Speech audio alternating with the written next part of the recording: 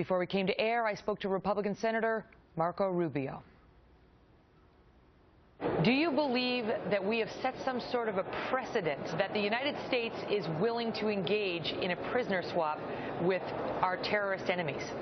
I don't think there's any doubt about that. I mean, people noticed it. Our enemies have noticed it. And we said at the time that that swap in and of itself would now put a price tag on the head of every American abroad. And in fact, ISIL, even as we speak, is actively looking for more Westerners to kidnap, particularly Americans, because they can either butcher them in these horrifying videos that we keep seeing, and it's a propaganda win for them among radical jihadists, or hopefully in their mind they think they can get a trade or money on their behalf. So there's no doubt in my mind that prisoner swap has created that incentive. Let's talk about this AUMF, the authorization for use of military force. Both parties have been pressing for a new one of these. We had one before we went to war in Afghanistan and Iraq, but both parties are saying we need a new one because that one doesn't really apply to the battle we're now fighting. Now the White House is coming back. They're going to present it to Congress tomorrow. As a member of the Senate Foreign Relations Committee, your committee is key on this. The White House has been getting hit for making it too making it too limiting in what a commander-in-chief can actually do, either this one or the one that's going to follow Barack Obama. Where do you stand on it?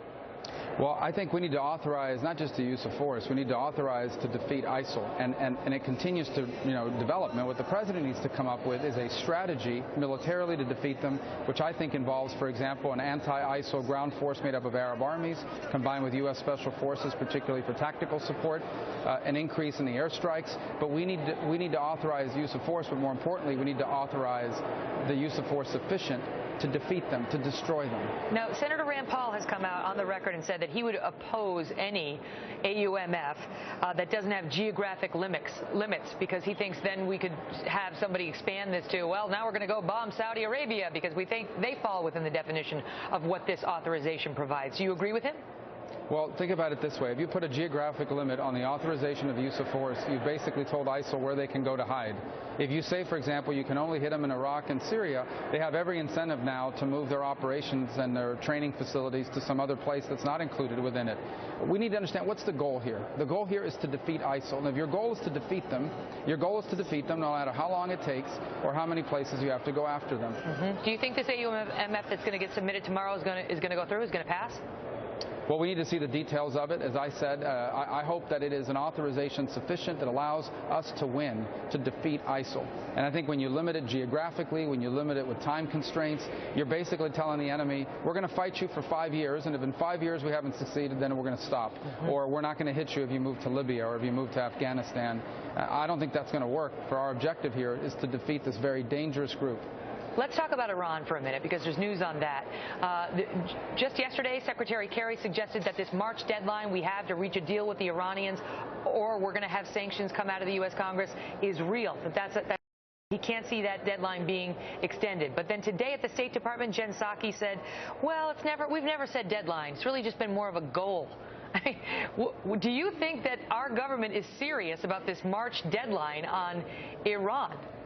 I think that the Iranians believe that Barack Obama and John Kerry are desperate for a deal, and I think they sense it in our body language and words such as these and statements they've made in the past, and the fact that they're fighting their own Congress on giving them the authority to impose additional sanctions if the talks fail.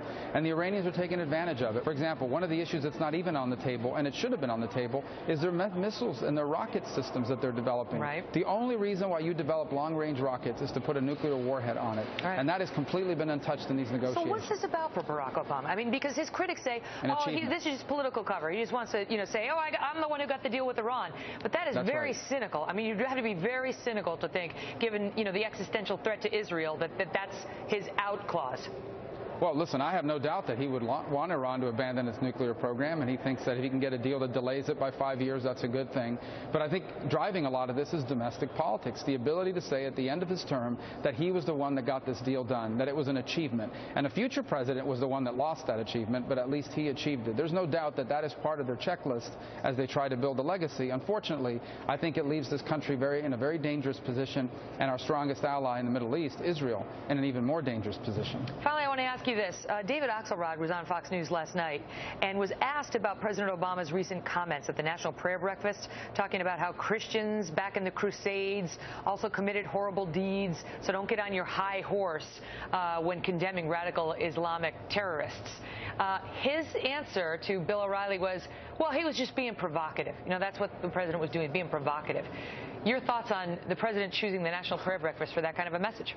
Well, first of all, I think he's developed this habit of scolding and nagging and talking down to the American people, and I think that's a very dangerous attribute for a president to have. It's very divisive, quite frankly, I think annoying after some time. But I think to compare 21st century jihadists to 11th century medieval era Christians is absurd. This is a reality that's happening right now. None of the people involved in the Crusades are alive today or doing anything to anyone. It happened. It's a historical issue that happened a long time ago. And for him to act, here's the thing, this was not an off-the-cuff remark. It was a written, scripted statement. He knew exactly what he was doing. He wanted to be provocative, and I think there are people on the left that think that sort of statement is very appealing. I don't. Senator Marco Rubio, great to see you, sir. Thanks for being here tonight. Thank you. Thanks for having me.